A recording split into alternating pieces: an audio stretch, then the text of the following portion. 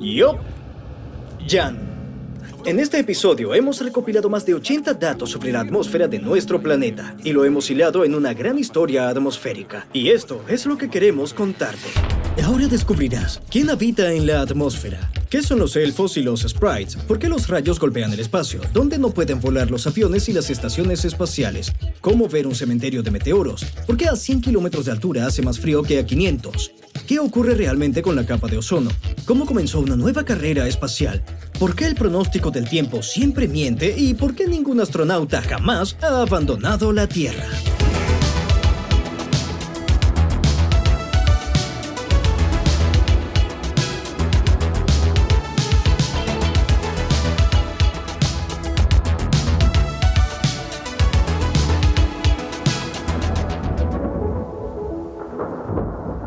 Todos detestamos las predicciones del tiempo. Parece que son tan exactas como los horóscopos. Pero yo tengo el pronosticador del tiempo más preciso que puedas imaginar. Les presento el ladrillo Hyperion.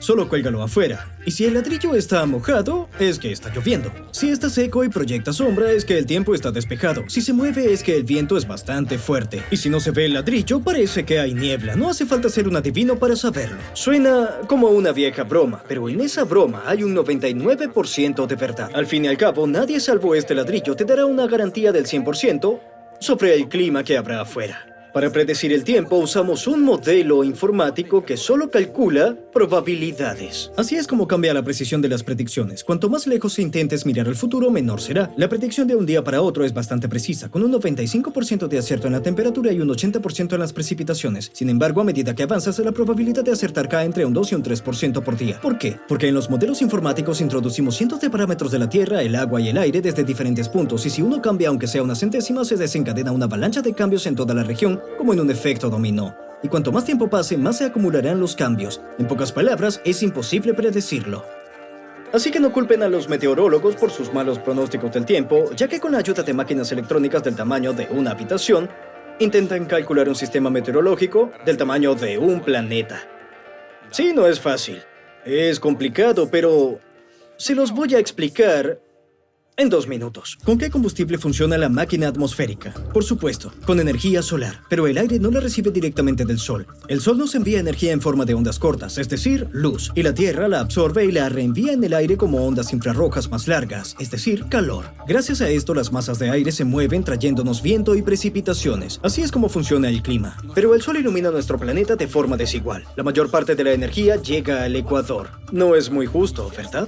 Y para corregir esta injusticia y distribuir el calor a lo largo de todas las latitudes, entra en funcionamiento una máquina llamada circulación atmosférica. Se parecen a 3 engranajes gigantes en cada hemisferio llamados células atmosféricas, y cada uno de estos engranajes mueve y mezcla las masas de aire a grandes distancias. Donde las masas de aire se elevan, se forman zonas de baja presión, ya que el aire literalmente trata de alejarse y ejerce menos presión.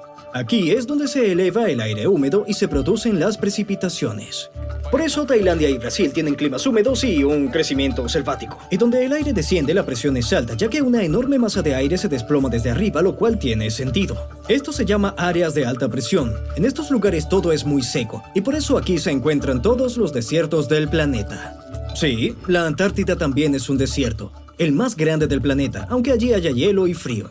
Un desierto no es donde hay arena, como solemos pensar, sino donde hay pocas precipitaciones. Las áreas de diferente presión se alternan y así es como obtenemos las distintas zonas climáticas. Así es como funcionan las zonas climáticas. Y es justo en los límites de las células atmosféricas entre el aire cálido del sur y el frío del norte. Es ventajoso para los aviones volar. Debido a la diferencia de presión, aquí soplan fuertes vientos de oeste a este. Las corrientes en chorro de alta altitud.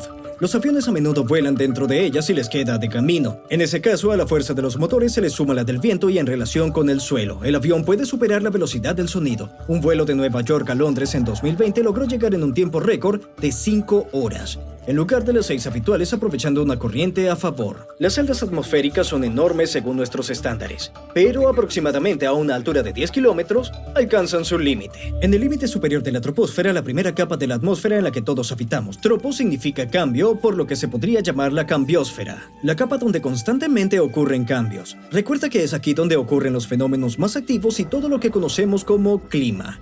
¿Por qué es tan diverso todo en la parte baja? Porque esta capa de la atmósfera es la más densa. Contiene la mayor cantidad de aire, humedad y calor, todos esos elementos que ponen en marcha la máquina atmosférica. Así que la troposfera es el lugar donde vivimos y donde podemos respirar. ¿Y qué nos espera más allá de la troposfera? Pánico, muerte y otra capa. ¿Y qué hay en esa otra capa? ¿Ah? ¿Hay un clima diferente? ¿Por qué los científicos dividen el aire en capas? Todo se debe a la temperatura. A altitudes de vuelo, la temperatura es de unos menos 45 a 50 grados, y conforme subimos hacia el espacio, se podría pensar que hace más frío, ¿verdad? No exactamente. Si nos adentrásemos cada vez más en la Tierra, la temperatura seguiría subiendo. Pero con la atmósfera no es tan sencillo. La temperatura cambia de una manera muy extraña. Es como si la atmósfera no pudiera decidir si quiere enfriarse, calentarse, volver a enfriarse o al final calentarse de nuevo. Los científicos han dividido la atmósfera en capas como un pastel, basándose en las altitudes donde la gráfica se curva bruscamente y comienza a ir en la dirección opuesta. Y cada capa tiene su propio relleno y su propia física. Verás, en la troposfera la temperatura baja de más 10 a menos 45. Se mantiene y luego vuelve a subir hasta llegar a 0. Aquí es donde todas las tormentas y ciclones se calman. Todo es silencio y comienza la estratosfera. Stratos se traduce como capa, por lo que la estratosfera es como un pastel de capas. El aire ya no se mezcla de arriba a abajo ni de abajo a arriba.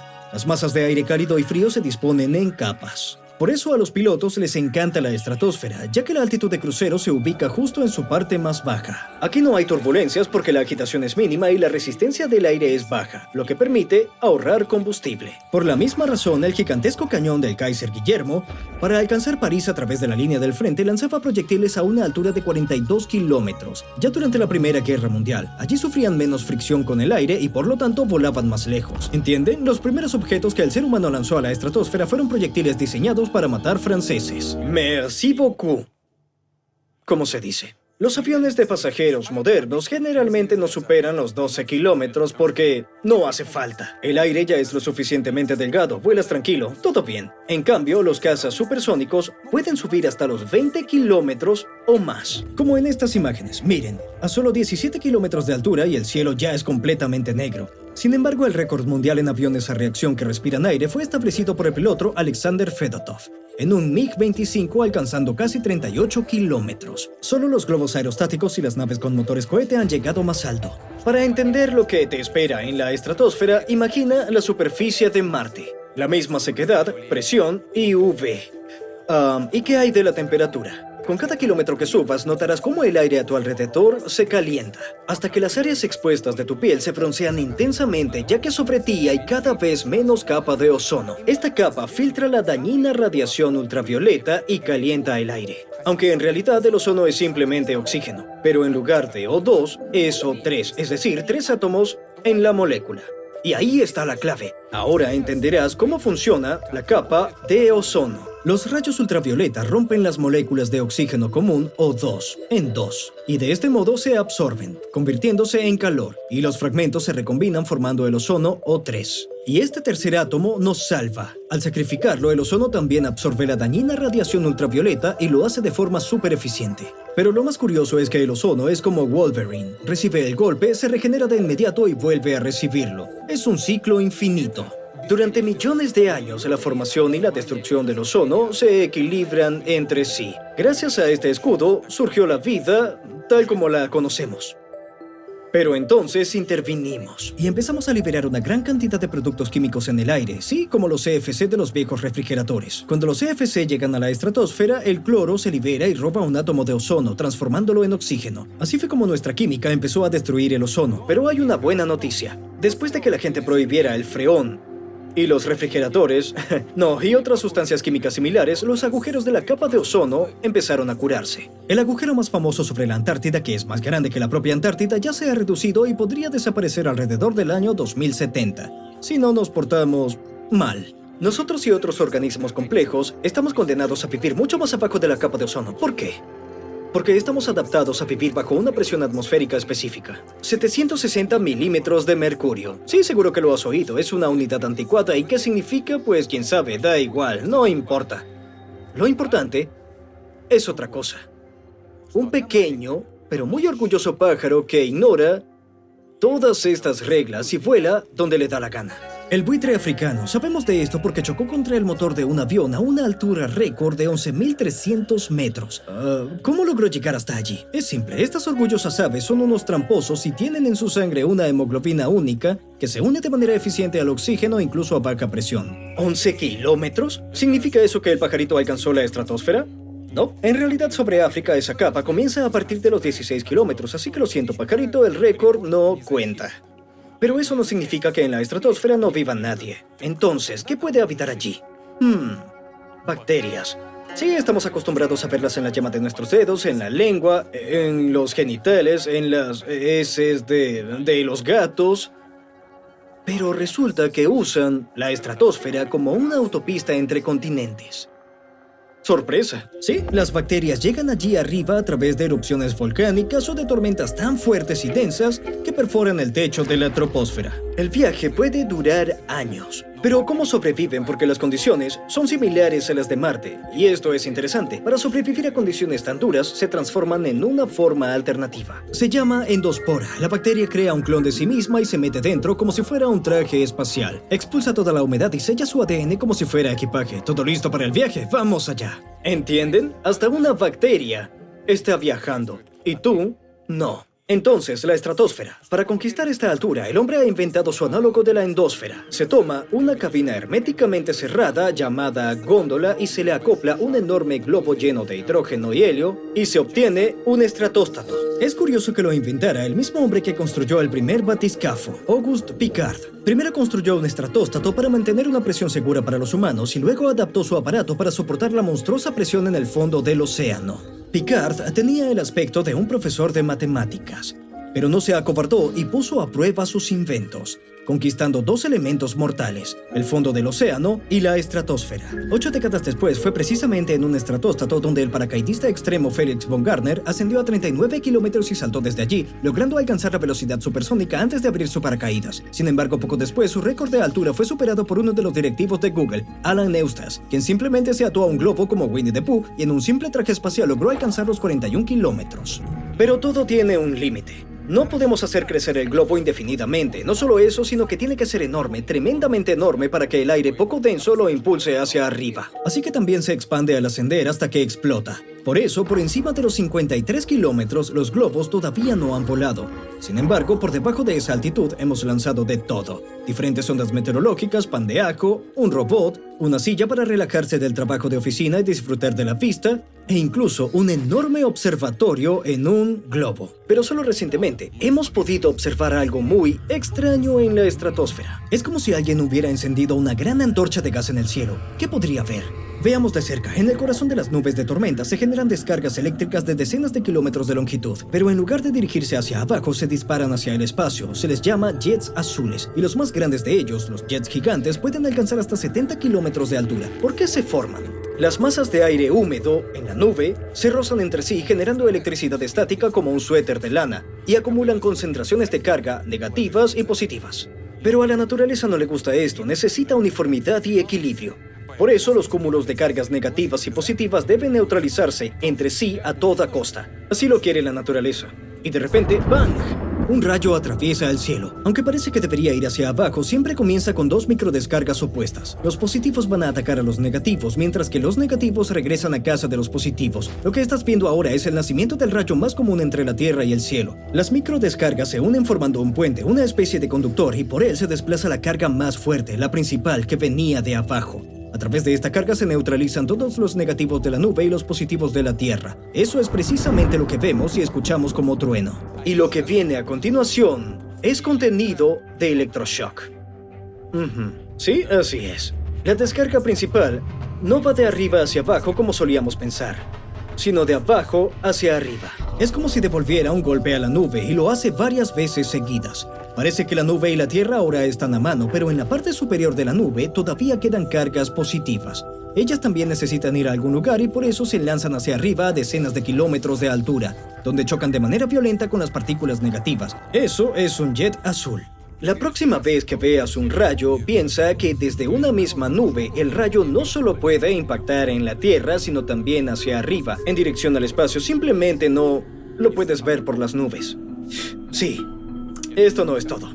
En este episodio, de hecho, habrá muchos más. Además de los jets, los científicos han descubierto toda una familia de rayos extraños, mucho más arriba. En esta hermosa imagen tomada desde el transportador Endeavour, detrás de la franja naranja de la troposfera y la blanca estratosfera, se puede ver la azulada mesósfera. Esta capa se encuentra justo en el medio de la atmósfera, y mesos significa precisamente medio. Además, es el lugar más frío de nuestro planeta. En la parte superior, las temperaturas suelen alcanzar los menos 100 grados, aunque a veces puede hacer aún más frío. Si debajo había una capa de ozono que absorbía los rayos UV y calentaba el aire, en la mesósfera ya no hay suficientes partículas para eso.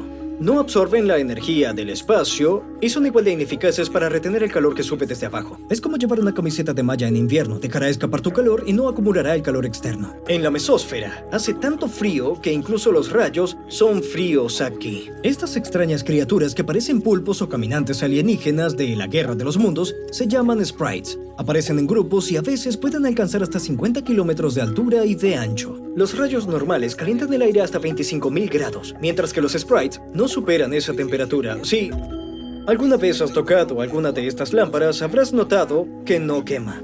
Así que tanto dentro de un sprite como dentro de esta lámpara hay lo mismo: plasma frío. Las partículas calientes aquí están diluidas en gas frío, como si echaras un vaso de agua hirviendo en una bañera de agua fría, por lo que en conjunto la mezcla no se calienta mucho. Un sprite es una descarga gigantesca y fría que desciende desde lo alto de la mesósfera a una altura de 50 kilómetros. Lo interesante es que el sprite no aparece cuando quiere, sino al mismo tiempo que esos rayos dentro de la nube para distribuir de manera equitativa las cargas eléctricas en toda la atmósfera. Así que el rayo que ves es solo la punta del iceberg, una montaña de descargas que se extiende por cientos de kilómetros hacia arriba. Sí, todas las capas de la atmósfera intercambian descargas eléctricas, pero a menudo no nos damos cuenta de ellas porque las nubes nos bloquean toda la vista.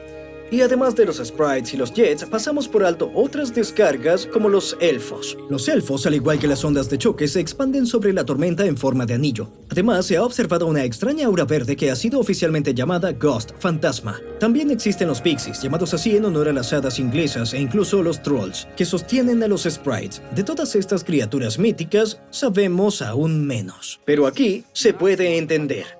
Comenzamos a estudiar estos relámpagos hace poco cuando la filmación de alta velocidad y las imágenes desde el espacio se volvieron accesibles. Sin embargo, hay cosas que hemos empezado a investigar recientemente simplemente porque aparecieron sobre nuestras ciudades hace menos de 150 años, como las nubes de hielo y polvo cósmico. Se les llama nubes plateadas. Se pueden ver en el cielo cuando el sol se ha puesto en el horizonte y todas las demás nubes ya se apagan, pero las nubes plateadas siguen brillando intensamente incluso al anochecer. Si las ves, recuerda que están a una altura de aproximadamente 80 kilómetros, mientras que las nubes comunes no llegan a más de un par de kilómetros. Para que aparezcan sobre tu cabeza, deben coincidir tres condiciones únicas: un frío extremo de menos 130 grados, una gran cantidad de vapor de agua donde no debería haberlo y polvo cósmico. Y es un conjunto de circunstancias muy poco común. Hasta finales del siglo XIX no se hacía ninguna medición de las nubes plateadas. Aparecieron por primera vez ante nuestros ojos tras la erupción del volcán Krakatoa en 1883 y la caída del meteorito de Tunguska en 1908.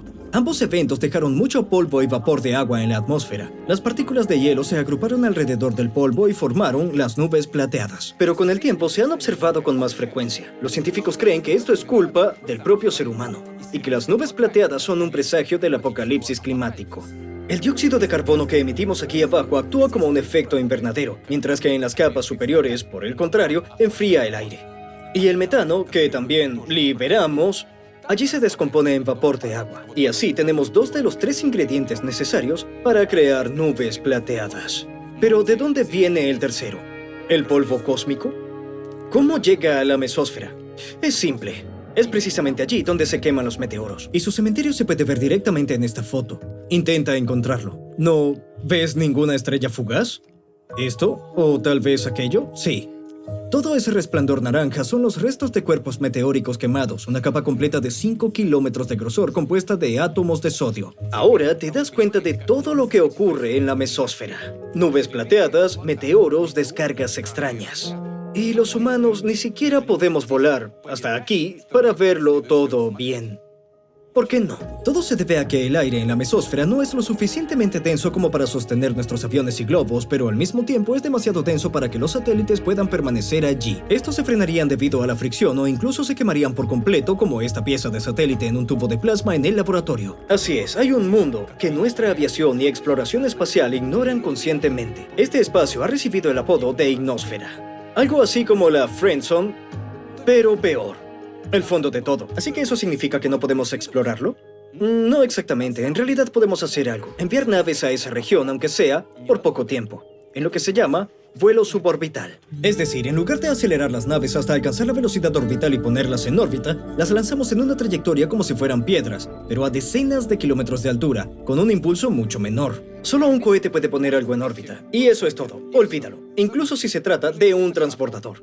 Siempre se acopla primero a un cohete.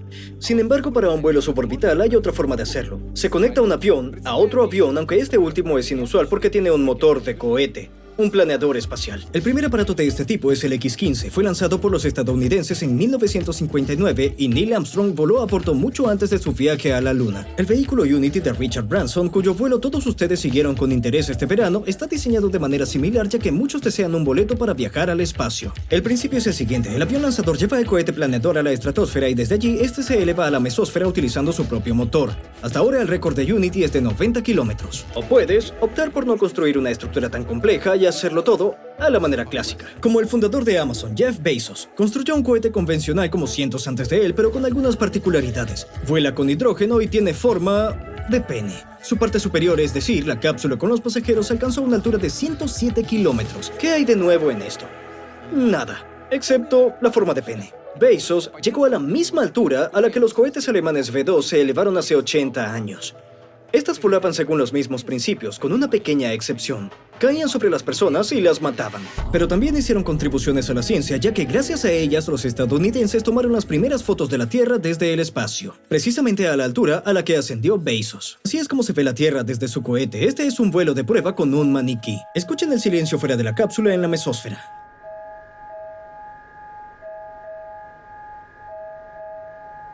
Solo se oye un pitido técnico, una velocidad enorme, pero el silbido del viento no se escucha, ya que en las capas superiores de la mesósfera hay muy pocas partículas de gas. Así es como suena la entrada en las capas inferiores y densas de la atmósfera. Suena aterrador. Como ya mencioné, Bezos alcanzó los 107 kilómetros, es decir, 7 kilómetros por encima de la línea de Kármán. ¿Eso ya es el espacio? No del todo. Quiero que lo entiendan. La línea de Kármán de 100 kilómetros no es realmente el límite del espacio, sino el límite entre formas de volar fundamentalmente diferentes. Hasta los 100 kilómetros es la zona para aviones y globos. En esta área el vuelo es posible gracias a la fuerza de sustentación del aire. Por encima de los 100 kilómetros se encuentra la zona para naves orbitales, satélites y cohetes. Para la NASA y la Fuerza Aérea de los Estados Unidos, la frontera del espacio se establece aproximadamente a 80 kilómetros, ya que esto equivale exactamente a 50 millas. ¿Entienden? Cada uno rodea como le parece más conveniente. En general, nadie ha definido jurídicamente dónde termina la Tierra y comienza el espacio. Incluso los satélites no prestan atención a esta línea, ya que a veces vuelan a altitudes de 80 o 90 kilómetros. Es decir, no hay una ley única al respecto. Por eso Branson y Bezos pueden competir sobre sus naves en Twitter sin fin. Aún así, ninguno de ellos ha recibido el título de astronauta, simplemente porque los mismos millonarios no pilotaron las naves ni aseguraron la seguridad del vuelo. Todo eso lo hizo la tripulación o la automatización. Así es, construyes tu imperio espacial y no te dan ninguna insignia de astronauta ni hablar. Eso es todo. Adiós a tus ambiciones. Pero nosotros estaremos por encima de eso, en el sentido de que nos elevaremos aún más para hablar sobre la siguiente capa de la atmósfera. Justo a una altitud de unos 90 kilómetros comienza la termósfera. En ella, los sonidos desaparecen completamente porque una molécula de aire necesita recorrer 1 kilómetro para chocar contra otra molécula y nadie puede oírte gritar. Sí, cuanto más alto subimos, menos aire hay, pero podemos ver ese aire en forma de aurora boreal. Es hermoso, pero ¿qué está sucediendo aquí a nivel físico? Toneladas de plasma solar impactan contra el campo magnético de la Tierra y luego una pequeña parte penetra en la atmósfera cerca de los polos. Si se le da energía a un átomo o molécula de aire, este emitirá luz con una longitud de onda específica, lo que significa que tendrá un color determinado. Y por este color, por cierto, podemos saber a qué altitud se encuentra esta aurora boreal. Los destellos rojos brillantes indican la colisión del viento solar con el oxígeno monoatómico en la parte superior por encima de los 300 kilómetros. El color verde pop con gotas amarillas entre 100 y 300 kilómetros proviene del oxígeno diatómico que respiramos. También puede haber una franja púrpura o rosa en la parte inferior, eso es nitrógeno, presente por encima de los 100 kilómetros. Es una pena. Por supuesto que toda esta belleza solo se puede ver al norte del Círculo Polar. O tal vez no, y te estoy mintiendo. Sí, estoy mintiendo. Porque las auroras no están atadas a los polos. Cuanto más intensa es una erupción solar, más al sur se desplaza la aurora. Pueden llegar incluso hasta nuestras latitudes, como ocurrió en Moscú en marzo de 2015 o en la región de Leningrado en febrero de 2020. En el año 1859, durante la tormenta solar de Carrington, mientras los telégrafos en Europa y América ardían, recibían descargas eléctricas y funcionaban sin necesidad de enchufe. Incluso Cuba y las Bahamas disfrutaron del frío resplandor verde, lugares que se encuentran muy lejos de los polos. Pero, ¿por qué frío? En realidad, las auroras polares son fenómenos bastante cálidos. Sí, son regiones cálidas. Estamos hablando de la termósfera. Y terma significa calor. Así que en realidad, estamos hablando de la caloresfera. Calorósfera. En cuanto subes aquí, el aire que te rodea empieza a calentarse a cada kilómetro. ¿Pero qué se calienta aquí? ¿Ah? ¿Qué es lo que se calienta? Es el espacio exterior. Pero lo cierto es que la termósfera es otro escudo que protege nuestro planeta de los rayos ultravioleta. Y de nuevo, gracias. Pero no de los rayos ultravioleta comunes, sino de los más cortos y peligrosos. Además de los rayos X. Todos ellos impactan las partículas de aire y las aceleran a enormes velocidades. Lo que se considera temperatura. En física, cuanto mayor es la velocidad de las partículas, más caliente se considera. El caldo está caliente porque las partículas se mueven a gran velocidad. Si sumerges tu dedo en el caldo, las partículas transfieren energía a las moléculas de tu dedo y te quemas. Pero mientras que en el caldo la temperatura máxima es de 100 grados, en la termósfera puede alcanzar los 2500 grados, pero aquí está la paradoja. Al entrar allí no sentirás quemaduras ni calor, sino más bien un frío helador. ¿Por qué? La respuesta es simple. Habrá tan pocas partículas chocando contigo que no sentirás su energía, sino que solo experimentarás el frío. Es fácil de recordar. En la termósfera hay mucha energía en las partículas, pero son muy pocas. No hay suficientes para calentar, pero son suficientes para golpear durante el vuelo si viajas a enormes velocidades. Los chinos perdieron el control de la estación Tiangong y ¿qué pasó? Se cayó de la órbita sin control en 2 años. Todo porque las partículas más pequeñas, a 16 kilómetros de distancia, chocaban contra la estación a 10 metros y lograron frenarla, como las barreras de concreto en una carretera. En estas imágenes ya se encuentra en capas más bajas. Por eso la ISS necesita recibir un impulso regularmente para mantenerse en órbita. En ese momento, los astronautas ya no están en ingravidez y todos los objetos comienzan a moverse con una pequeña aceleración. Bueno, ya hemos llegado a la ISS. Viajas a 16 kilómetros y solo te encuentras con una partícula. ¿Qué más se puede encontrar aquí? Parece que no hay nada, ¿verdad? Pero encontramos algo. Los militares. Un gigantesco espejo para nuestros radares. Las ondas de radio cortas no viajan directamente de antena a antena entre continentes. Se reflejan como un espejo en los iones y electrones que son abundantes en la termósfera. Este ingenioso truco es utilizado por los radares militares, aviones y barcos. Sin él no podrían transmitir señales a través del horizonte. Estamos subiendo aún más. Y parece que llegamos a la nada. Sí, es el vacío, y las auroras polares se desvanecen porque allí se acaba el oxígeno y el nitrógeno. Pero, en realidad, llegamos a lo más interesante. Por encima de los 600 kilómetros nunca se realizan expediciones prolongadas, porque allí comienza el cinturón de radiación. El único astronauta que puede permanecer allí por mucho tiempo es un astronauta muerto. Aquí hay una prisión para las partículas más dañinas y cargadas del Sol, que son atrapadas por el campo magnético de la Tierra, y se les impide freír nuestros cuerpos, dejándonos girar a esta altitud. Además de las partículas que llegan, en esta zona también hay hidrógeno y helio de nuestra atmósfera. Después de todo, los gases más ligeros, ¿qué hacen? Suben. Y el helio de ese globo que soltaste en tu graduación se fue precisamente allí, a la exósfera. Exo significa fuera de, pero la llamaremos puerta esférica, porque es un verdadero pasaje entre la Tierra y el espacio donde incluso los más ínfimos rastros de nuestro mundo se pierden. Aquí una partícula puede volar miles de kilómetros y no encontrarse con ninguna otra partícula. Y muchos de ellos viajan tan rápido que alcanzan la segunda velocidad cósmica, es decir, 11 kilómetros por segundo, lo que significa que se liberan de la atracción de la Tierra. Puedes imaginarlo así. La Tierra es una cacerola con agua hirviendo y las partículas más calientes se elevan desde la superficie, es decir, se evaporan. Del mismo modo, nuestra atmósfera se evapora constantemente y pierde 260 toneladas de gas diariamente. Pero, ¿dónde termina exactamente la exósfera y por lo tanto nuestra atmósfera? Esta es una pregunta muy interesante y que al responderla también resolverás un enigma que parece simple. ¿Quién fue el primer ser humano en abandonar el planeta? Parece que todos lo saben, fue Yuri Gagarin en 1961, y todos estamos orgullosos de este logro. Sin embargo, recordemos que Yuri Gagarin cruzó la línea de Kármán, que es una frontera convencional ya que la atmósfera se extiende más allá de eso. Permítanme recordarles, en la exósfera hay partículas individuales de hidrógeno y helio.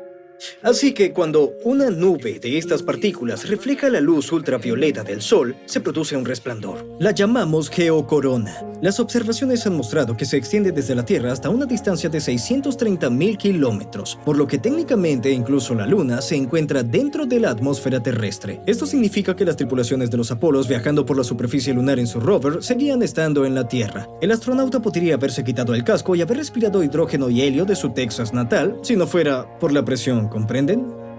Hasta ahora, nadie ha abandonado nuestro planeta, si hablamos en términos físicos. Las primeras personas que realmente abandonarían nuestro planeta serán aquellas que viajen a Marte. Otra razón para enviar una expedición allí. Sí, somos tan meticulosos que decidimos contar la atmósfera hasta el nivel atómico, pero en el camino descubrimos que nuestra Tierra es mucho más grande de lo que pensábamos. Sorprendente. Y como siempre, pon a trabajar tu mente. Hasta luego.